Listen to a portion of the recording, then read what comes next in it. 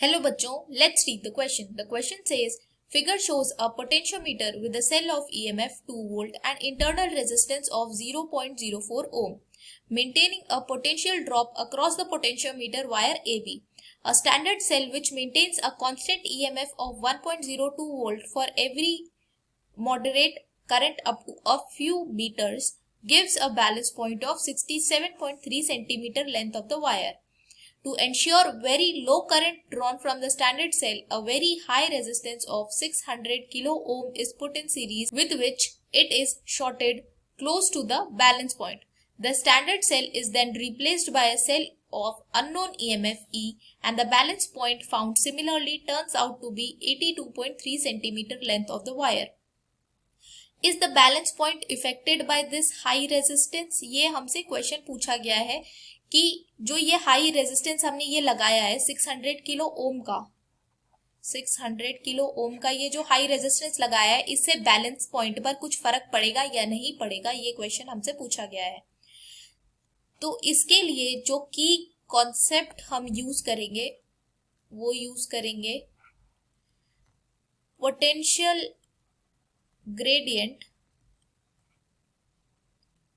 Potential gradient multiplied by balance point is equal to EMF of the cell. ये हमने बोला कि जो potential gradient multiplied by balance point होता है वो इक्वल होता है EMF ऑफ द सेल के। ये आता कैसे है? अगर हमने कहा कि A और B का पोटेंशियल ग्रेडियंट है सपोज V, पोटेंशियल ग्रेडियंट क्या होता है? Potential difference per unit wire को हम बोलते हैं पोटेंशियल ग्रेडियंट।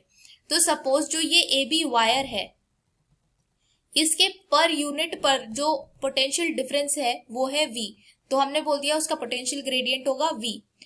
और मान लो ये पॉइंट X है जहां बैलेंसिंग हो रही है, जहां इस गैल्वेनोमीटर का जो डिफ्लेक्शन है वो है 0, तो उसको हम बैलेंस पॉइंट कहेंगे। अगर हमने कहा कि यूनिट वायर के लिए पोटेंशियल डिफरेंस V है, तो AX लेंथ के लिए जो पोटेंशियल डिफरेंस होगा वो होगा V multiplied by AX length.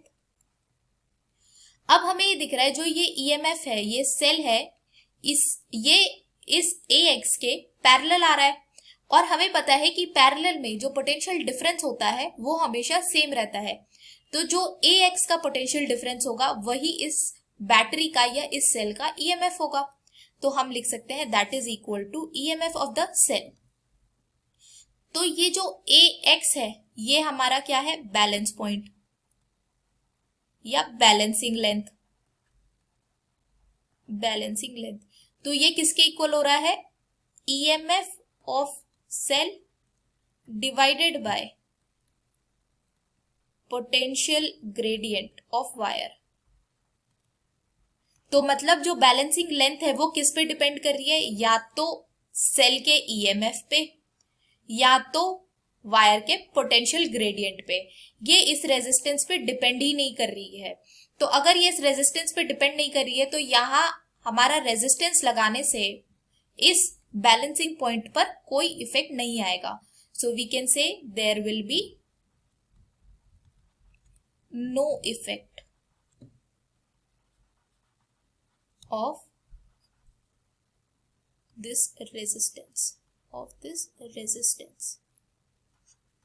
तो यहां हम बोल सकते हैं कि कोई भी इफेक्ट नहीं होगा इस रेजिस्टेंस का। I hope you understood this well. Thank you so much. All the best.